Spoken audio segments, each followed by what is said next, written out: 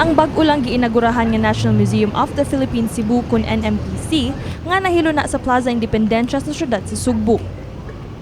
Kung ikaw hilig og mga artworks ug historical artifacts, malingaw gyud ka sa mga talan-awon sulod sa labing unang National Museum dinhi sa Cebu.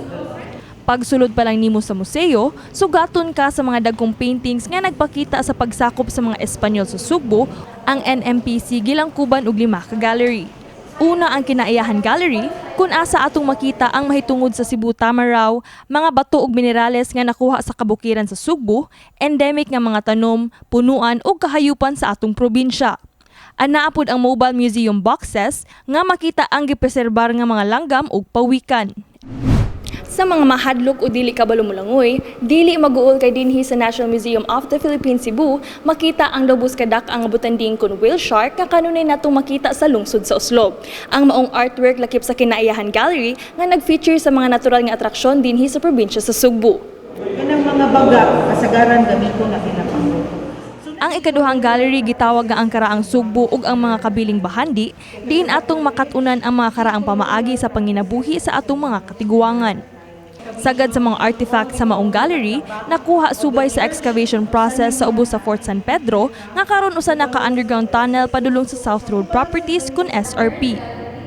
Ikatulong gallery sa NMPC ang paglawig Cultural Movement Across the Seas nga nagpakita sa mga jars, plato ug mga pusil ug bala nga nakuha gikan sa pipila ka mga shipwreck nga nahitabo lukop nasod kaniadtong 13th century maritime trade.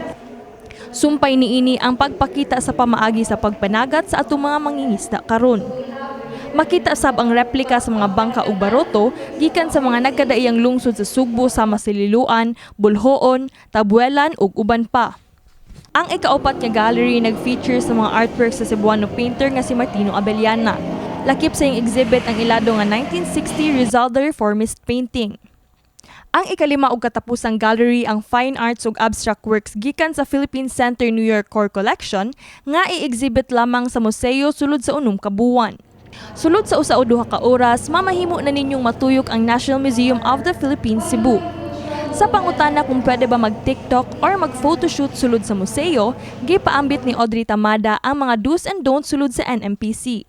We don't charge anything. So we will open up some spaces for lease. If you want your parties here or special events, we will also host for a fee. And we plan to open a cafe because yun yung hinahanap ng mga visitors. After a month, we have to come up with a program that caters to a certain segment. It could be as basic as, say, having art activities for kids or training sessions for conservators. Nagkanayon si Tamada nga welcome ang mga walk-in sa museo, apan alang sa mga group visitation adunay maximum nga 20 ka tawo o kinahanglan nga magbukdaan sa di pa moadto sa museo. Matud pa ni Attorney Cecilia Tirol, National Museum Director for Visayas, mamahimong-himong venue ang museo alang sa mga events o photoshoot sessions. You have to be appropriately dressed na, you don't offend anyone naman. And then, we do not have touching of the objects. So if you notice, we have the exhibitions that are open. So allow photography without flash. And some areas we allow videos, but not all exhibitions. Ang National Museum perfect gyud nga bonding place kauban ang atong pamilya ug mga higala. Gani giawhag ni Masi Cabañez, NMPC Information Officer ang katawhan nga mobisita na sa museo ilabi na nga libre kini alang sa tanan. Giawhag namo ang tanan nga moduaw sa ato ang National Museum diri sa Cebu ugma na ta magsugod og abli August 1, 2023. Mag-abli ta sugod sa alas 9 sa buntag hangtod alas 5 sa hapon. So this is best for your family, for your friends, if you like to spend time. It's always the museum that's the best place you can learn and you can have fun at the same time. Kini si Queenie Joligon alang sa My TV Cebu.